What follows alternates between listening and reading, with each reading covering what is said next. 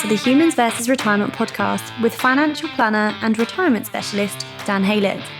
In this podcast, Dan explores ways to help you overcome the behavioural, emotional and financial challenges of life after work. Join Dan for the journey where he will explore how our wonderful human brain will naturally fight against what it takes to live a happy, healthy and wealthy retirement. Dan will draw on years of expertise, experience and expert guests to solve the behavioural, emotional and financial challenges of life after work. Now, on to the show.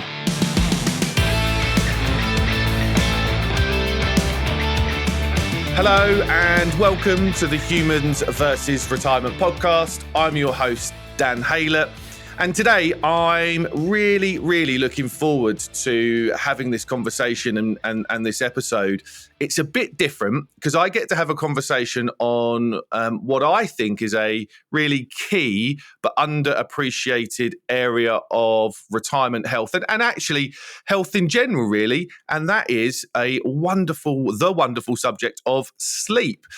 So I get to have a great conversation with a true expert in this field, Frances Taylor. Frances, a very warm welcome to the Humans vs. Retirement podcast. Thank you, Dan. I'm absolutely delighted to be here and to be part of your podcast series. So thank you for having me.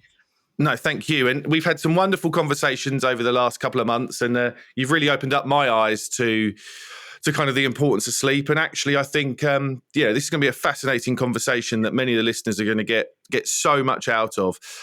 Frances, you're a fellow of the International Stress Management Association. You've been working in wellbeing for a number of years. And through your work, you offer practical sleep support through cognitive behavioural therapy, and you are a true expert in sleep, and I think you're known as the sleep fixer, which I find fascinating. So I know there's many people that need to. They need to really think about their sleep and how to fix some important issues. So I'm really curious, how did you get interested in sleep as a topic and a subject and become an expert in it and get to be known as the sleep fixer? Yeah, well, as you say, I've been working in the wellbeing field for many years, and I started out doing a lot of events for teams and managers in various different businesses around stress and resilience.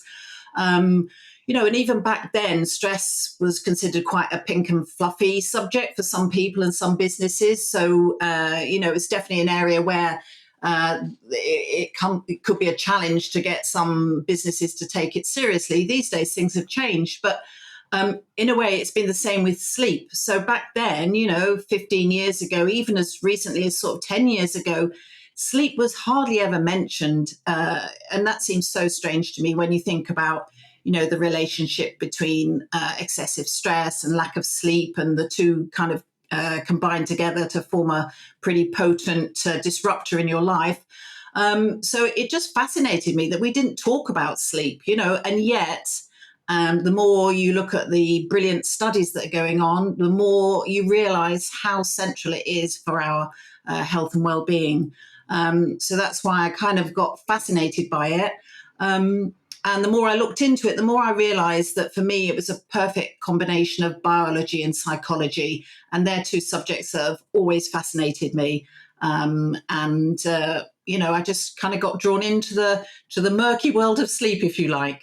Yeah, it is absolutely fascinating. And why I'm really excited to kind of delve into this conversation is I think, as I've become more aware of what the conversations I have with the people I work with and understanding some of their challenges.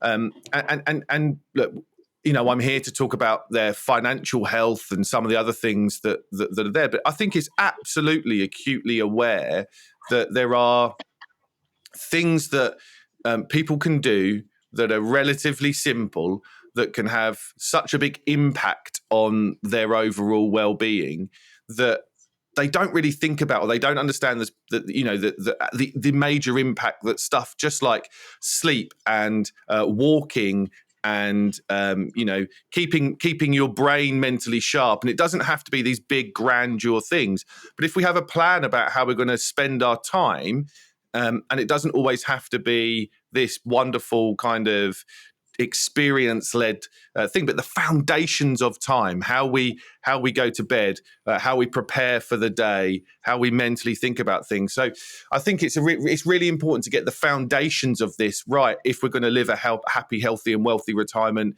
as we move into our 50s, 60s and 70s.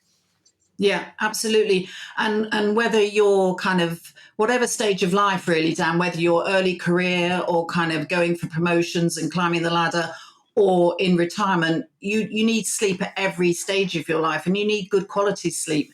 And I think it's interesting that you mentioned that, sleep is quite a simple, the stuff you need to do actually is quite simple, but that doesn't necessarily mean it's easy.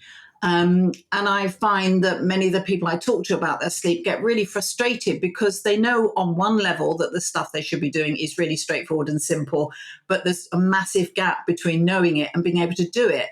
As you say, because of the way we structure our lives, because of the many pressures that we face in today's working environment, simple doesn't necessarily mean easy.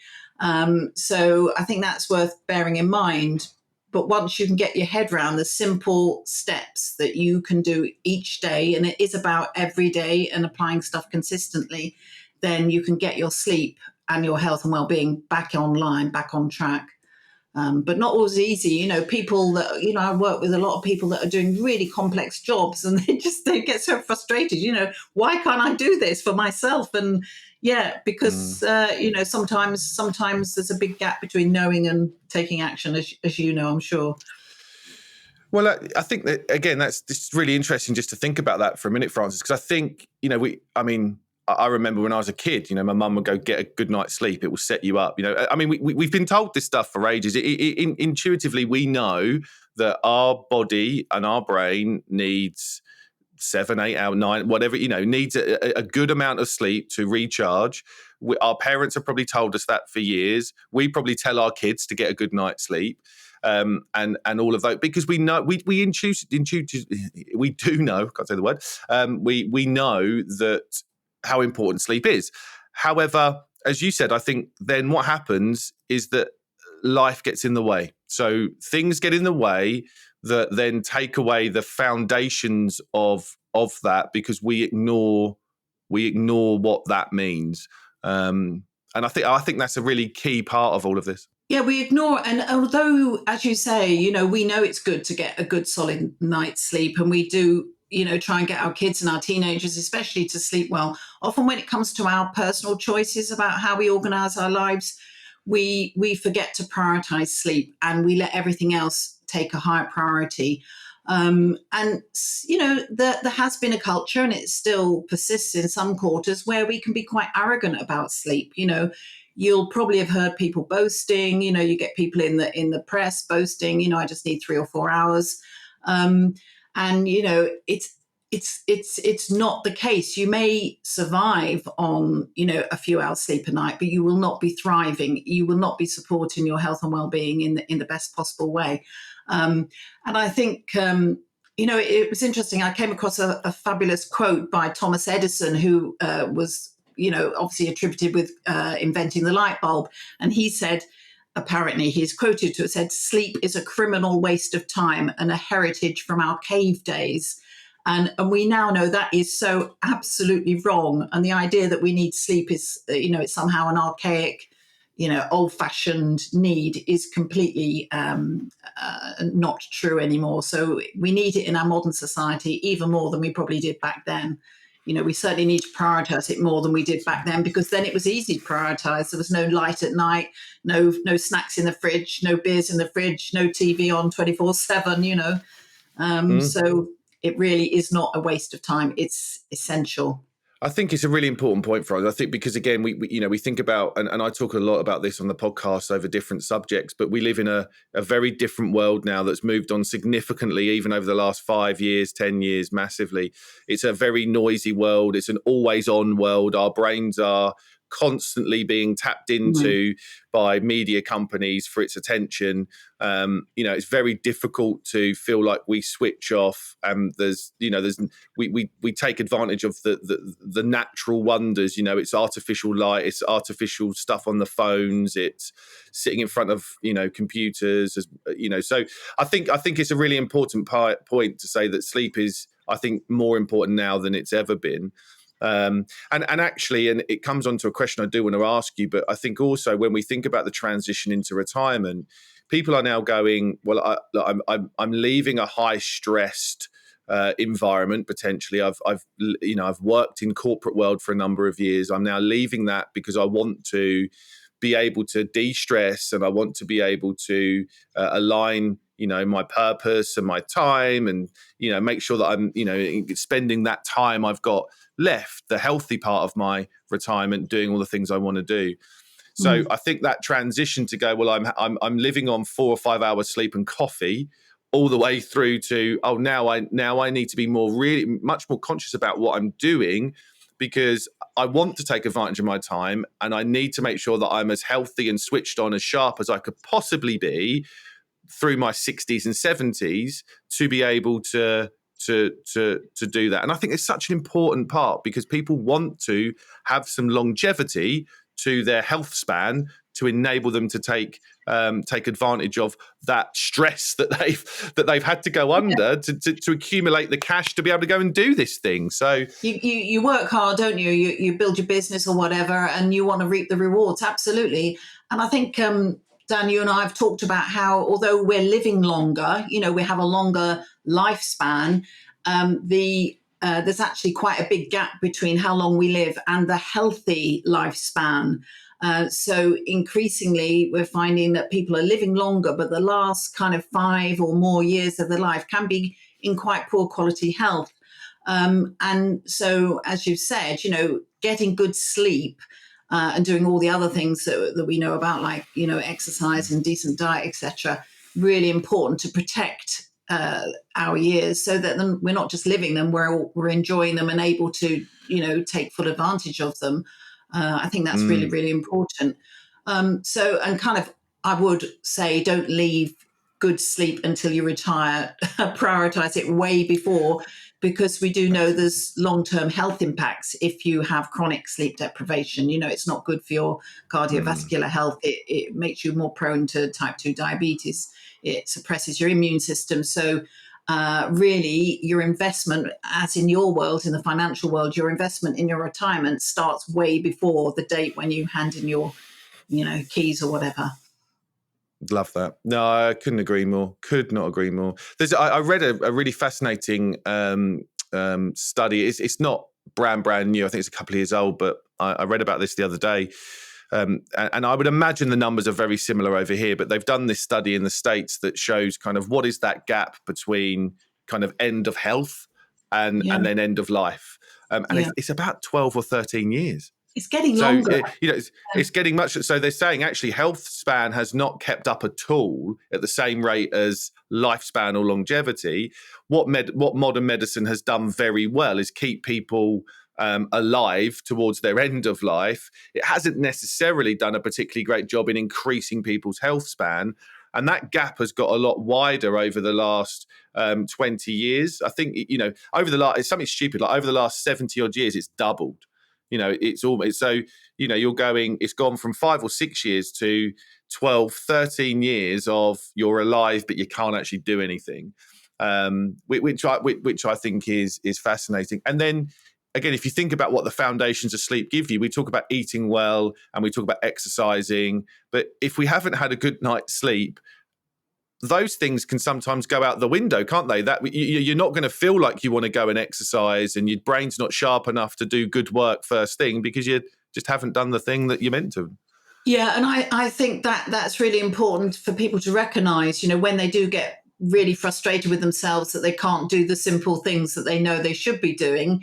It is a lot to do with the fact they're sleep deprived, that you don't have the mental clarity, you don't have the physical energy, you're going to be more likely to want to reach for starchy, sugary foods. That's kind of quite a natural response to sleep deprivation. So, when people are beating themselves up about, I'm not sleeping well, and yet I can't motivate myself to do the simple things that matter, that's really, not unusual. And, criticizing yourself around that is not really helpful or justified, because your body's just physically on a low because you haven't slept well, and therefore it is going to be hard for you to do those simple things. So it's about really kind of just taking small steps and not trying to do everything at once, but, and also taking preventative action. So nipping it in the bud. And, sleep, it's never too early to get your sleep into a good habit. And in fact, the research shows that actually a lot of teenagers are sleep deprived now. So, when you're thinking about your own sleep as perhaps an adult coming into retirement, it's worth thinking about your whole family's sleep. And, kind of it's a quite a wide issue for many people, I think. Yeah, no, couldn't agree more.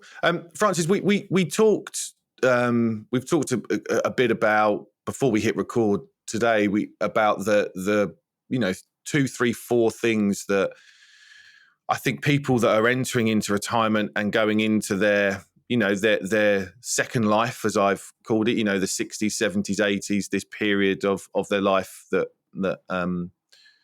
that's huge amounts of change. What do you think are the things to really, the challenges of people that are entering in retirement when it comes to their sleep, when it comes to their well-being?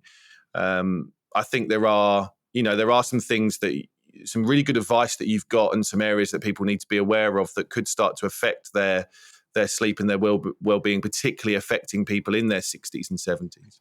Yeah. Well, as we get older, our sleep changes. So naturally, it may become a little bit harder to get as much sleep or as deep sleep as we used to when we were younger, because of changes in the factors that drive sleep. But having said that, that doesn't mean to say that you need to experience worse sleep. You just need to protect it. But of course, one of the things that happens with the retirement, it's a massive transition, isn't it? And in a way, when you're really busy in your job, it kind of can act as quite a nice distraction from other stuff that you may then have to confront when you've got this luxury and freedom of time. And unfortunately, these days, retirement often coincides with things like having to care for your elderly parents. And I talk to lots of people that are involved in that really difficult decision around when a parent should be admitted to a care home. And that is so draining and difficult and emotional. And more of us are going through that as we enter retirement.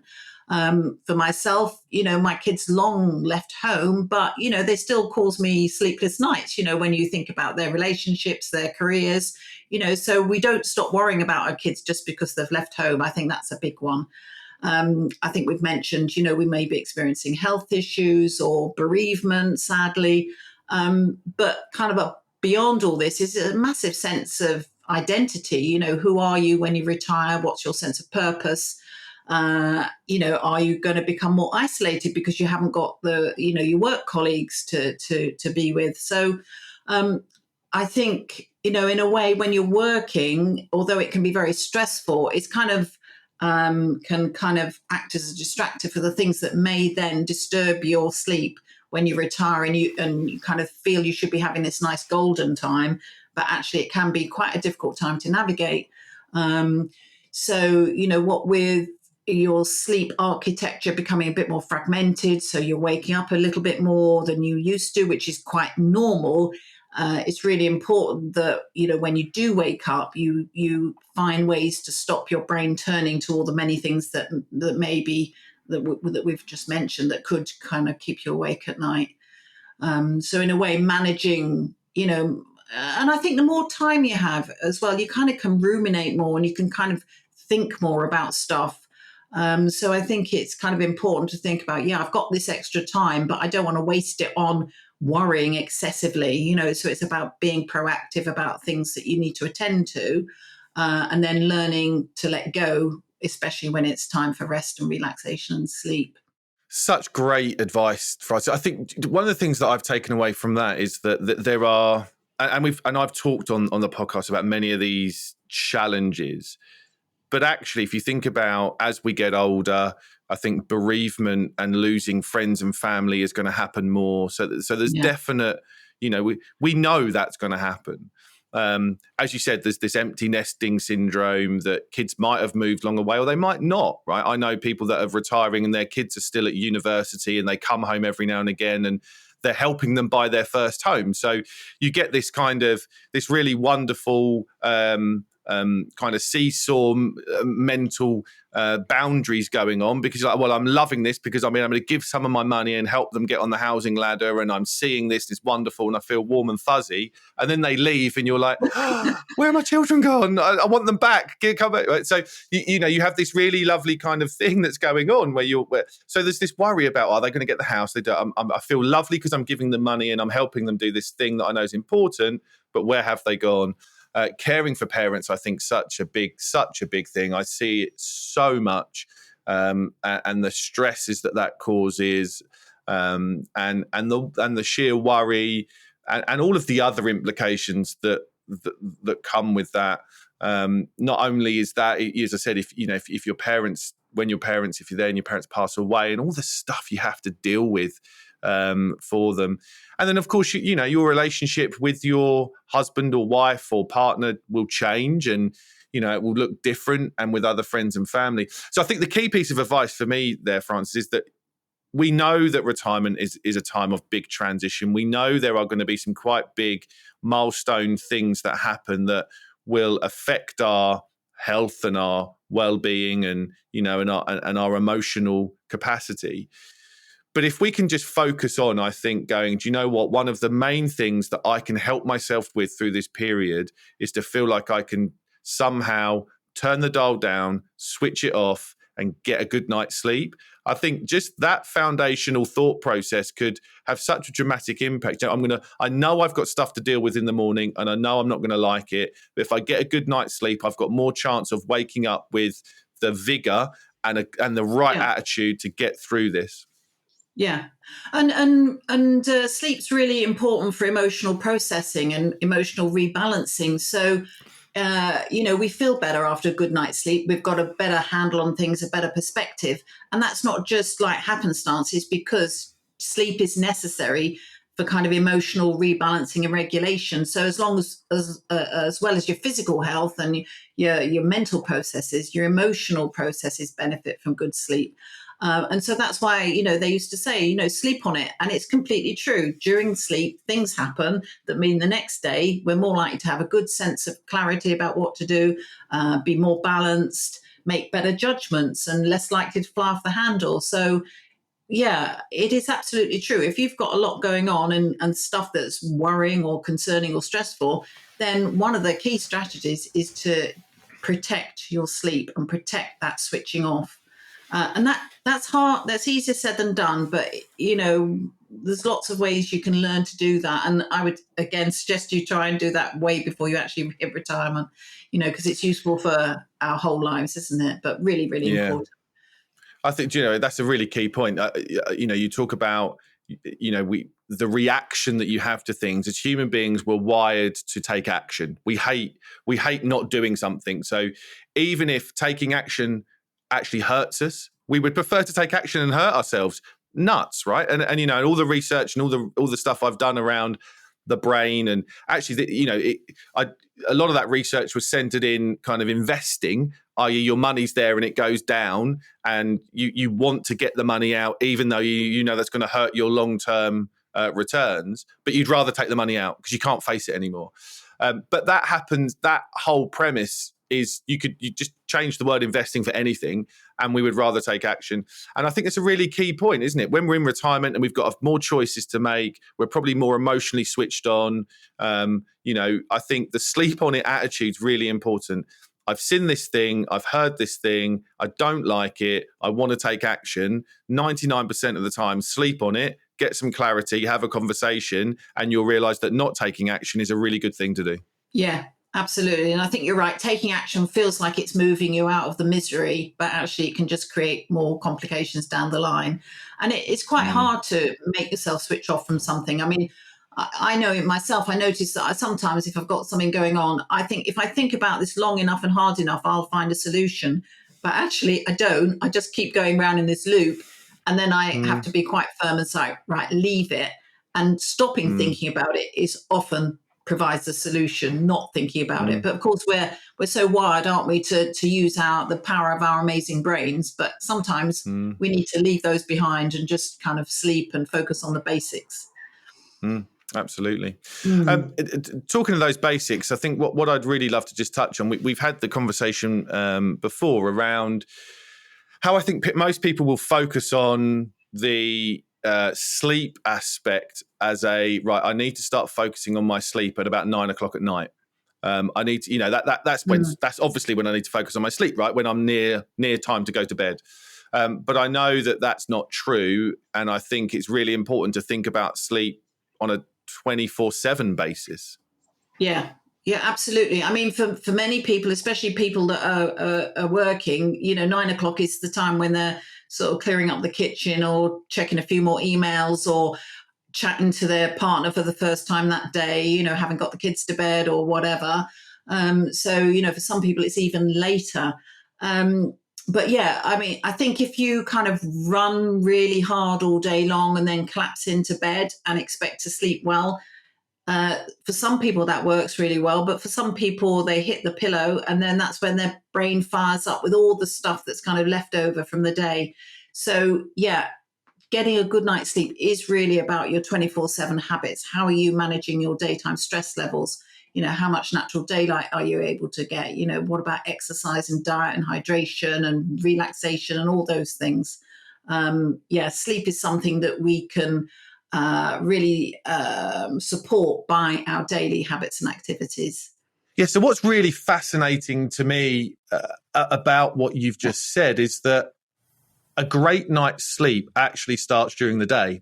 So I think that, when you think about, as you've talked about the cycles, being active, getting out in the sunlight, it doesn't really matter whether, as you said, it's cloudy or it doesn't have to be bright sun, but getting outside, being active and having structure actually allows us to have a great night's sleep. And I think many of us think that sleep preparation or our mindset around having a good night's sleep starts at 9 or 9:30 at night, an hour and a half or a couple of hours before we go to bed. But in fact, what you're saying is that it's so important to structure your day and think of that 24-hour cycle. So a really productive day equals what could be a healthier night's sleep. Yeah, you've absolutely hit the nail on the head, Dan, because healthy sleep comes from healthy 24/7 habits. And typically what I see in my clients is that people are, really full on at work. They're very high performing. They do an absolutely great job at work. Then they go home and they're really busy, with family stuff or a bit more work. And then they kind of get into bed and want to be able to just kind of flip into sleep. Now, some people can do that, but for many people, because they're kind of really still kind of occupied with the day, that is impossible. And if you think about it on a kind of a physical level, for sleep to arrive, we need to be relaxed first. Stress and sleep don't go together. They fight each other. Being upset or engaged or frustrated about some issue drives sleep away. So we need to be able to be in that kind of relaxed framework when we attempt to sleep. And it's a difference between being wired tired, when you're exhausted, but your brain's still spinning, and what I call sleepy tired, when you're actually ready for sleep and your mind and your body are relaxed. So if you run your day like some sort of Duracell bunny, you're going to be operating with high levels of cortisol and stress hormones in your body, and they will then, they take time to be processed during the body, from the body, and then when you're trying to sleep, you'll have all that going on. So the more you can pay attention to how you lead your daily lives, the easier sleep will arrive. So that does include things like watching your stress levels, taking sort of small moments through the day to relax and refresh, healthy diet, enough hydration, watching alcohol and caffeine and nicotine, getting daylight, getting enough exercise, and dealing with stuff that's on your mind during the day, not waiting for it to kind of, hijack you at night. What you said there is really important, I think, as well for me, because I think, that there was, maybe going back to when, if we think about how my parents or even my grandparents retired, some of the challenges they had around daily activity and a good night's sleep might have been or were very different to what they are now. You mentioned a few, like, I think we're much more aware of kind of caffeine intake and nicotine and alcohol than my grandparents were. So that could have been contributing to, a bad night's sleep for them. I do think now, and I mentioned it a few minutes ago, but I do think now there is this big problem around an always on mindset. We're always connected to something and all of what that brings. And I think even for this modern day retirement that many people are going through for the first time, right? This is a first generation thing of where retirees are exiting a career, they're transitioning into retirement, and there's so much they've got to deal with from, so much noise they have to deal with. That surely can't be productive for a good night's sleep. Number one, I suppose the question is it obviously isn't, but what are your thoughts on that? And is there anything that we can really start to think about as a routine when it comes to how to protect ourselves and our health and get that good night's sleep from these modern challenges we face? Yeah, well, I think generally, whether you're working or you are retired from your work, I think it's about having boundaries. So definitely having boundaries around work, having boundaries around how much you use your laptop, your phone, social media, etc. And to help this transition that we need from, busy tired, wired tired to sleepy tired, you need to really come off your social media, for example, because even though it may be just pleasant chit chat or with friends or whatever, or researching something you're interested in, it's engaging on some level. And as you probably have had the experience, you think it's a nice social chit chat, then someone says something perhaps that slightly upsets you or worries you.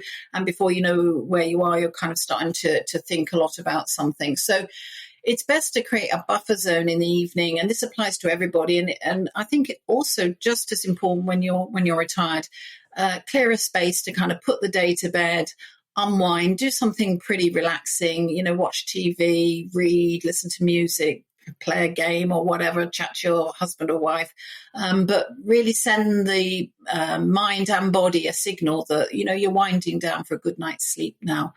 And I think that's really, really important for everybody, and particularly important.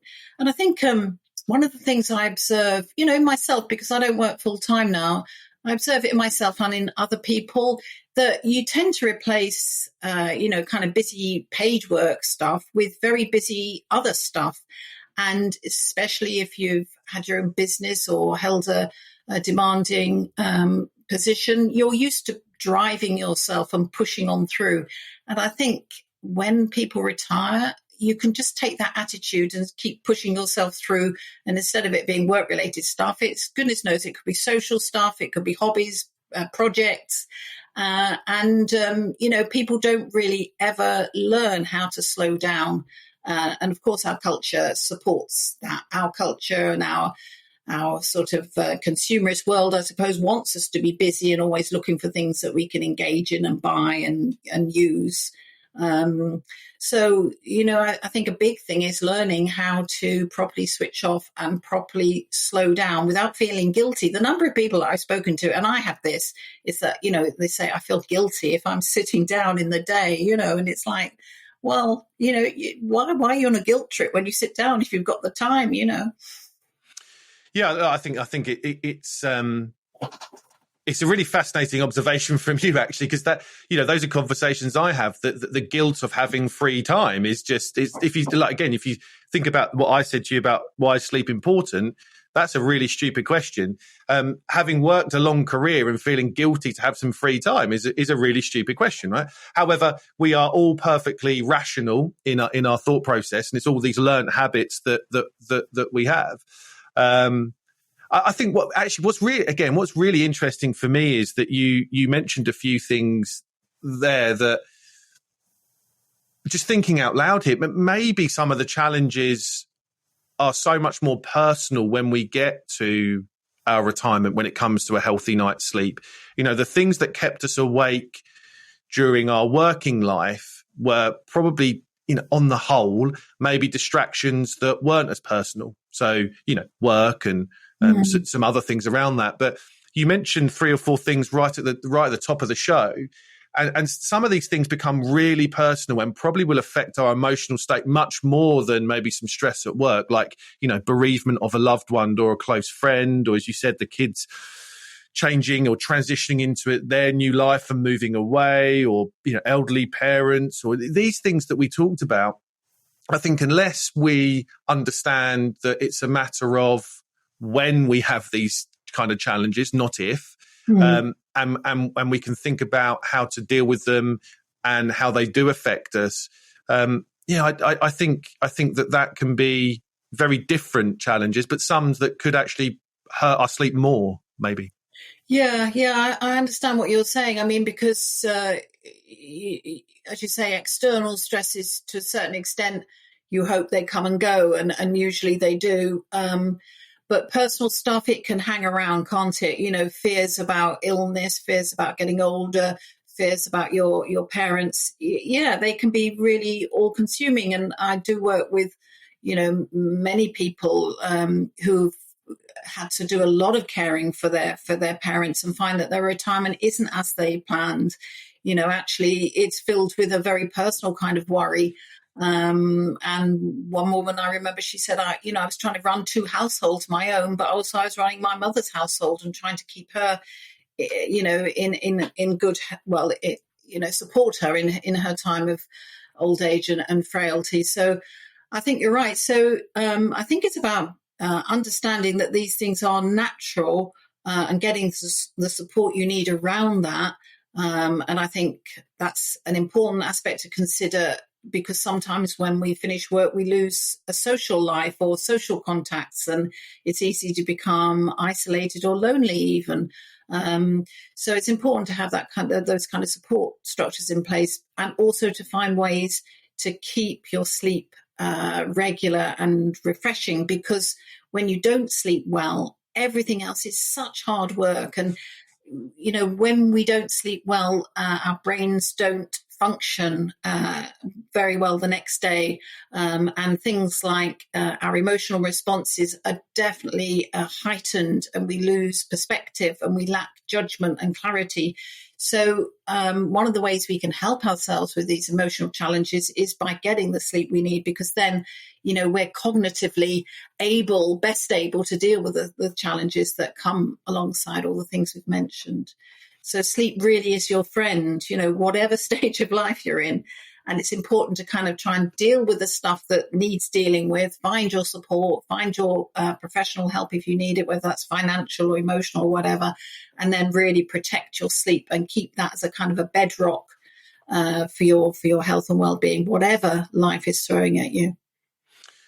I think one of my, again, off the top of my head, just thoughts and observations from our conversation is that the challenges that we just mentioned are ones that we can't get away from. They probably will happen if we're blessed enough to live a longish and healthy-ish life, with these challenges.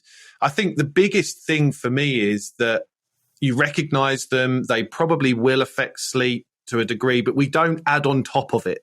The things that we talked about social media and phones and an always-on mindset. And, I think this is not about necessarily mitigating all of those challenges, but I think if let's use bereavement for an example. If you're going through a bereavement, then trying to deal with just that challenge is enough, let alone if we add on all of these other modern things that are in our lives that will just affect that night's sleep. So I think that's one of my key observations. There are many things that we can control that will allow us to kind of bring down some of those real issues when it comes to our sleep. Yeah. There's that lovely quote by the mindfulness teacher, John Kabat-Zinn, who says, you can't stop the waves, but you can learn to surf. And I think, sleep is something that helps you surf. And yeah, bereavement, it is natural also for your sleep to be disturbed during bereavement. So it's kind of, I think sometimes we have to accept that our sleep's not going to be as good as we'd like it to be. And the thing about that is not to get anxious about it, but to kind of go with the flow, because the minute you start to become anxious about your sleep and worry about it and enter into some sort of struggle with it, then it's going to be harder to relax into sleep. So sleep is something you want to drift off into, not kind of struggle to get or work hard at. But also, as you were saying that, Dan, I was thinking, as there's a lot of, we do all the right stuff, or we try to do the right stuff around having a healthy life and living a long life. We exercise, we eat healthily, etc. But although life expectancy has increased a great deal over the last sort of 20 years, healthy life expectancy isn't increasing to the same degree. So what's happening is that people are living longer, but sometimes quite a chunk of that, those later years are spent in unhealthy life. So we have this huge focus on numbers. It's a bit like sleep, really, a big focus on, years and hours when it comes to sleep and years of life. But actually, we want to think about the quality of it. So, if we're going to be living to 80, 90, we want as much of that as possible to be healthy. And that's where sleep really, coming back to our earlier points, that's where sleep can really help you, because, sleep not only supports your cognitive health, it's going to support your physical health. There's a big correlation between poor sleep and higher blood pressure, cardiovascular problems, increased risk of diabetes, and immune function being compromised. So, when you retire, you want to max it, don't you? You want to have lots of years, and you want those to be healthy. And that's where really sleep plays a very important part. It's amazing you've said that, because I could not agree with you more. I'm a big fan of this, and I've mentioned it on a few episodes, this kind of framework around time in retirement, go years, go slow years, no-go years, but also actually and available on the Humans versus Retirement website is a sketch that I've recently released around health span versus lifespan. And I think there's, I talk to a lot of people about this. Yes, and you've took the words right out of my mouth, Francis. We are living longer, but we're not healthy longer, if that makes sense. It isn't, that doesn't correlate. So our health span decreases at quite a rapid rate during our mid to late 80s, and yet we might still have 10 or 15 years more of life left. So, and that impacts everything. That impacts our kind of attitude towards money, how we want to spend it, and also impacts our attitude towards health and taking advantage of health. And I think it's a really, really important topic. And I think if we're in those go years and we realize when our health span is at its highest, then that's the time when we want great night's sleep, get out in the fresh air, so we're wired and ready and switched on to take advantage of that time. So thank you for bringing that up. I think it's such an amazing point. Yeah, absolutely. I do want to touch on, before we start winding down, I do want to touch on something that you've mentioned 3 or 4 times, and we touched on it a bit at the start, and that's cognitive health, and in particular kind of cognitive decline and dementia and other associated illnesses are in the news so much now, and I'm hearing so many cases, and it's really sad to see so many of my clients' parents go through this, and obviously the worry that they go through, and that affects a lot to do with their retirement, but it's also affecting their attitude towards it. And I think they're much more wanting to think about ways to stop that. What's your take on how, in particular, obviously your expert subject of sleep, how can that help us in trying to prevent or at least kind of or prevent cognitive decline, or at least, push it away further? Yeah. Well, we need good, refreshing sleep to keep our brain cells, the brain neurons, functioning optimally. So, if you have a bad night's sleep, the next day it can be kind of quite a struggle to remember a word or a fact. And if this goes on, and becomes a chronic problem, then you'll find that, you don't remember things as well. Your concentration span is not as great. Your judgment making skills aren't as good as they used to be. And this isn't just because you feel miserable because you're worried about your sleep. This is because your brain health isn't being supported. And we need, these regular daily periods of sleep where the brain cells are refreshed and cleansed. And during sleep, there's a kind of a clearing out of toxins from the body.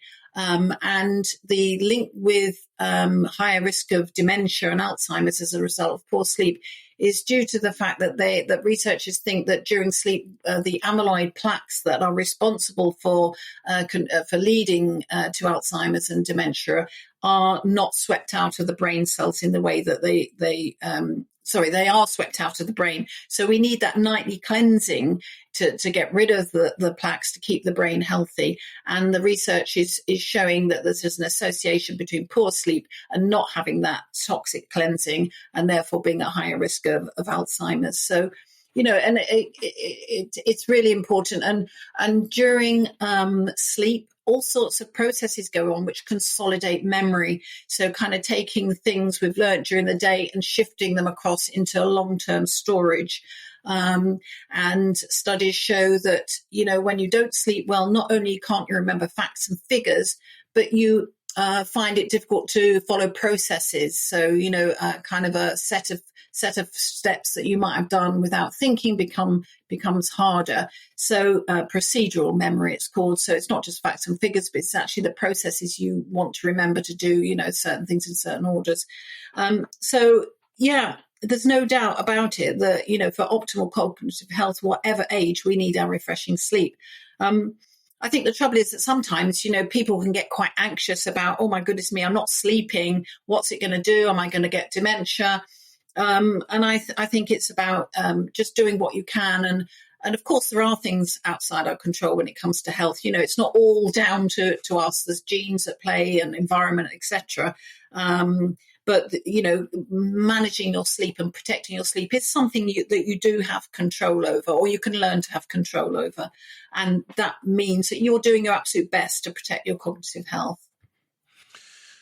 Such fantastic words. Thank you. I think that's so important. And I've said it on a few podcasts, but there's a little 30-second rewind button on the episodes. And I think hitting that and going back to what you just said, I think is really important for when we start to think about this and start to actually be a little bit more intentional about sleep and the reasons behind, why we want to do it. So that's amazing. Thank you. Thank you for sharing.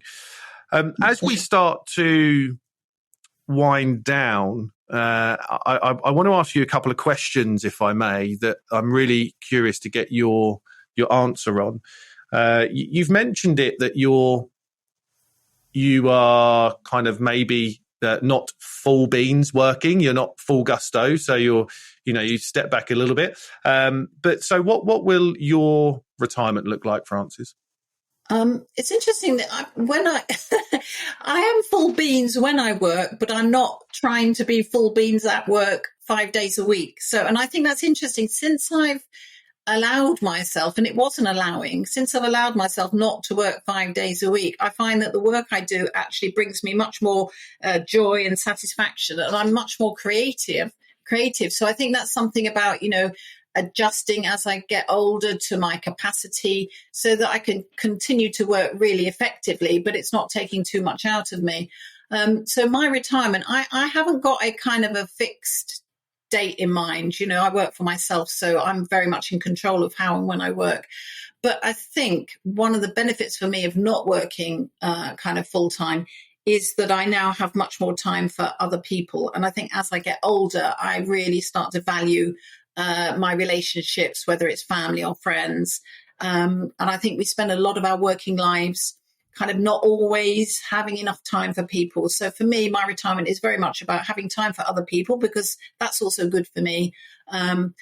But really tuning into what makes me feel good, what helps me relax, what do I love doing, and making sure there's no excuse now. When you retire, there's no excuse for not doing the stuff that really makes you feel good, physically and mentally and emotionally. So my retirement, I don't know quite exactly when it's going to come. It's not going to be a jumping off the cliff thing, but I'm definitely phasing it, and I'm definitely thinking, these are precious. I think it's a precious time of life. If you're fortunate to have health and sufficient finances, you're in a really, really privileged position. So for me, it's about recognizing how precious and how precious it is, how lucky I am, and making the absolute most of it.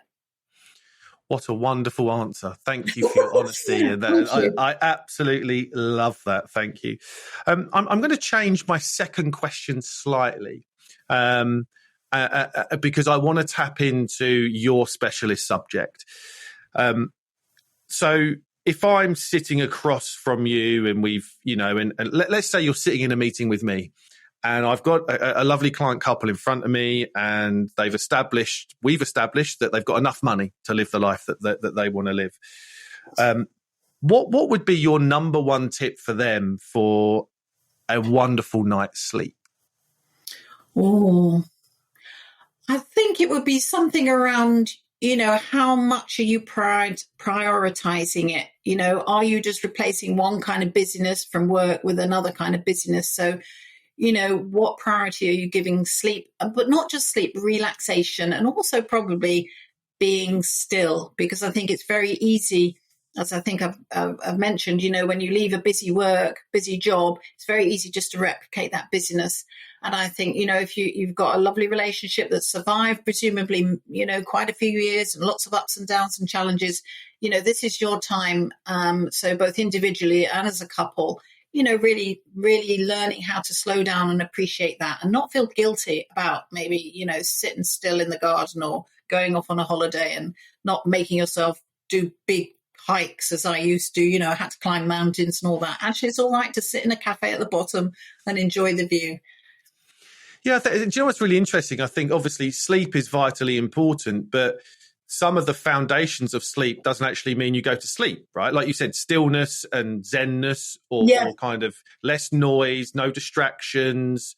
Yeah. Those things can contribute. I suppose some of those mechanics and brain neurons can get triggered in that state as well, right? Yeah.